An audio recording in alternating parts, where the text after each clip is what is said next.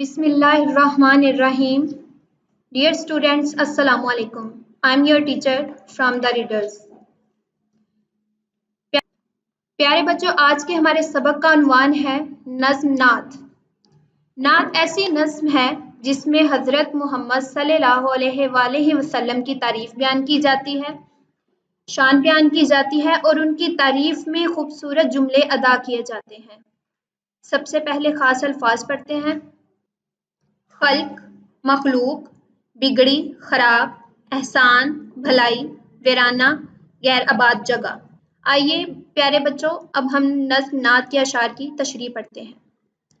رحمت بن کر آنے والے، بگڑی بات بنانے والے. پیارے بچوں، آپ صلی اللہ علیہ وآلہ وسلم کی آمد سے پہلے پورا عرب جہالت میں ڈوبا ہوا تھا. بتوں کی پوجا کی جاتی تھی، لڑائی جھگڑے، ظلم و ستم عام تھے. ایسے حالات میں اللہ تعالیٰ نے نبی پاک صلی اللہ علیہ وآلہ وسلم کو تمام جہانوں کے لیے رحمت بنا کر بھیجا، اور آپ صلی اللہ علیہ وآلہ وسلم نے تمام لڑائی جھگڑے اور ظلم و ستم کو ختم کر کے امن و امان قائم کیا. اس دنیا کے ویرانے میں پھول ہی پھول کھلانے والے. اس شعر میں شاعر کہتا ہے کہ آپ صلی اللہ علیہ وآلہ وسلم کے آنے کے بعد یہ کائنات مہک اٹھی. آپ صلی اللہ علیہ وآلہ وسلم کی آمد نے ویرانے کو آباد کیا اور اپنی خوبصورت تعلیمات سے ہر جانب پھول ہی پھول کھلائے. اچھی باتوں کی خوشبو سے دنیا کو مہکانے والے. اس شعر میں شاعر نبی پاک صلی اللہ علیہ وآلہ وسلم کی تعریف کو الفاظ کے سانچے میں ڈھالتے ہوئے کہتے ہیں کہ آپ صلی اللہ علیہ وآلہ وسلم نہایت اچھی عادات اور پاکیزہ خیالات کے مالک تھے. آپ صلی اللہ علیہ وآلہ وسلم نے ہمیشہ دوسروں کو اچھائی کا راستہ دکھایا، نیکی بدی اور سچ جھوٹ کا فرق سمجھایا اور ایسی باتیں بتائیں جس سے انسان دنیا اور آخرت میں کامیاب ہو سکتا ہے. اور آپ صلی اللہ علیہ وآلہ وسلم کی ایسی اچھی باتوں کی خوشبو سے دنیا مہک رہی ہے. ساری خلق میں سب سے اچھے، اچھائی پھیلانے والے.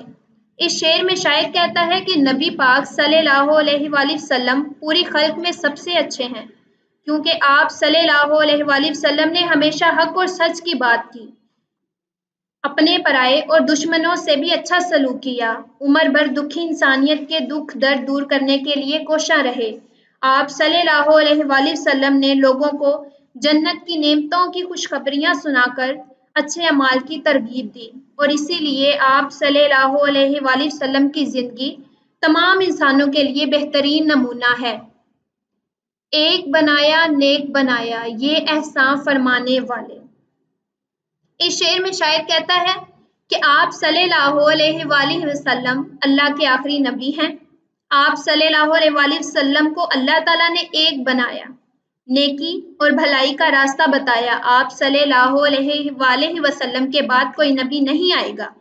یہ اللہ تعالیٰ کا تمام مسلم امت پر احسان ہے کہ آپ صلی اللہ علیہ وآلہ وسلم خاتم النبیین ہیں. ان کا پیارا نام محمد صلی اللہ علیہ وآلہ وسلم، پاک نبی صلی اللہ علیہ وآلہ وسلم کہلانے والے. آخری شعر میں شاعر پوری نظم کا حاصل کلام بیان کرتے ہوئے کہتا ہے کہ آپ صلی اللہ علیہ وآلہ وسلم کا اسم گرامی بہت خوبصورت اور پیارا ہے. یعنی آپ صلی اللہ علیہ وآلہ وسلم کا نام محمد صلی اللہ علیہ وآلہ وسلم اپنے اندر دنیا جہان کی خوبصورتی رکھتا ہے.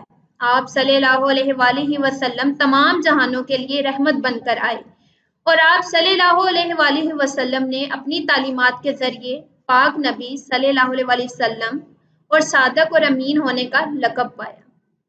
پیارے بچوں، شاعر نے بڑے خوبصورت انداز میں ان اشعار میں نبی پاک صلی اللہ علیہ وآلہ وسلم کی تعریف بیان کی ہے. پیارے بچوں، نظم نعت کی تشریح مکمل ہوئی. نظم نعت کے الفاظ مانی اور اشعار کی تشریح یاد کریں اور جوابی کاپی پر لکھیں. شکریہ.